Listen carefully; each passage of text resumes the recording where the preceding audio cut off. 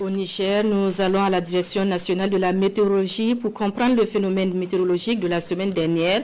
Des pluies torrentielles accompagnées de grêles provoquant inondations, dégâts matériels et laissant derrière elles plusieurs centaines de sinistries. Les explications de Issaka Issa et Ramatou Adamou Ali. Les 15 et 16 août 2025, à la suite de fortes pluies accompagnées de grêles ayant occasionné des dégâts importants dans les régions de Tillabéri, à Bonkoukou et à Maradi, Tchadoua, la Direction nationale de météorologie a donné des explications techniques sur ce phénomène qui s'est produit dans ces deux localités.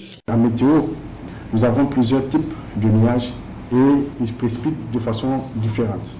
Nous avons des nuages de classe, des nuages convectifs, qui peuvent être à l'origine de la grêle que nous avons observée.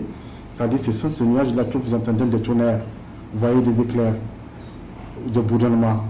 Il y a également les nuages comme la pluie que nous avons eue à Niamey le 17 août, lorsque dans la matinée, la pluie a commencé à tomber sans bruit.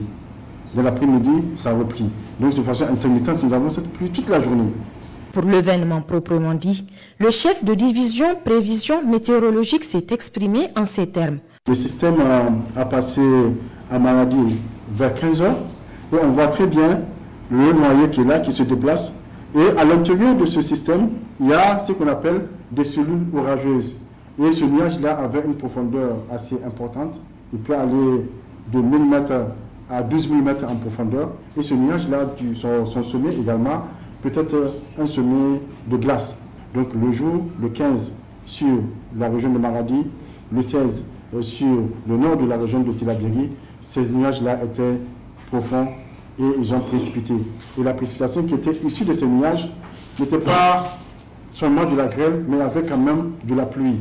Mais la grêle avait été plus importante et ce système-là était accompagné de vents forts. Le chef de division prévision météorologique a prodigué quelques conseils d'usage aux populations sur ce phénomène qui, selon lui, pourrait se répéter, surtout en cette période de pluie.